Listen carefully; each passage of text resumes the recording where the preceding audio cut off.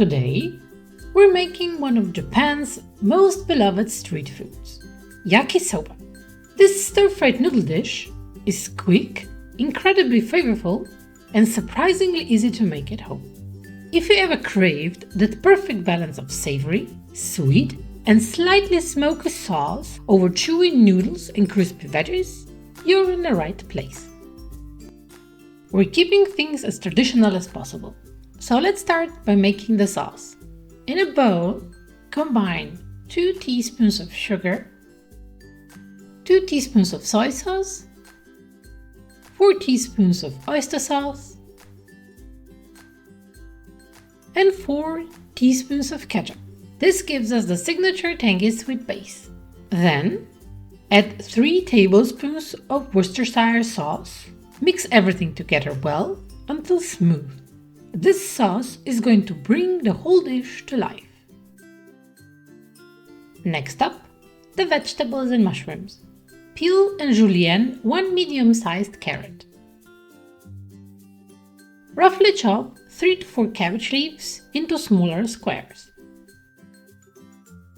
Take a few shiitake mushrooms, remove the stems, and wipe them clean with a damp paper towel if needed. Slice them up into thin strips and set them aside. Now grab half a white or yellow onion and cut it into strips. As a little bonus, you can throw in some chopped green parts of the spring onion for extra color and flavor. Don't worry too much if your cuts aren't perfect. The charm of homemade yakisoba is in its rustic feel. Just make sure you keep those fingers safe while slicing. Now to the meat. I'm using thin slices of pork belly cut into bite-sized 3 to 4 cm pieces. You can substitute with chicken or beef if you prefer. Just make sure the pieces are thin so they cook quickly. Once that's prepared, we're heading to the stove. Heat up a pan or a wok and add 1 tablespoon of neutral oil. Toss in 2 packets of yakisoba noodles. I'm using pre-cooked packaged ones, but you can also use dried. Just follow the instructions on the package to prepare them. Let the noodles sit undisturbed to brown slightly on one side, then flip them over.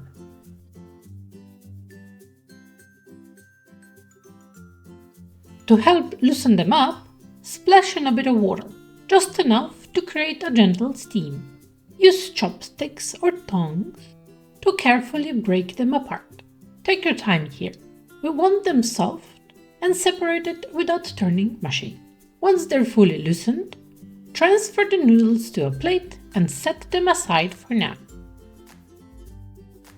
In the same pan, add another teaspoon of neutral oil and toss in the pork.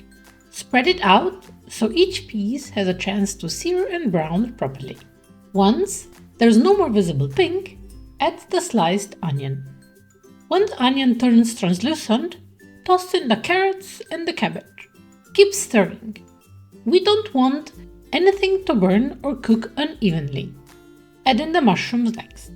Then a handful of mung bean sprouts and the spring onion greens.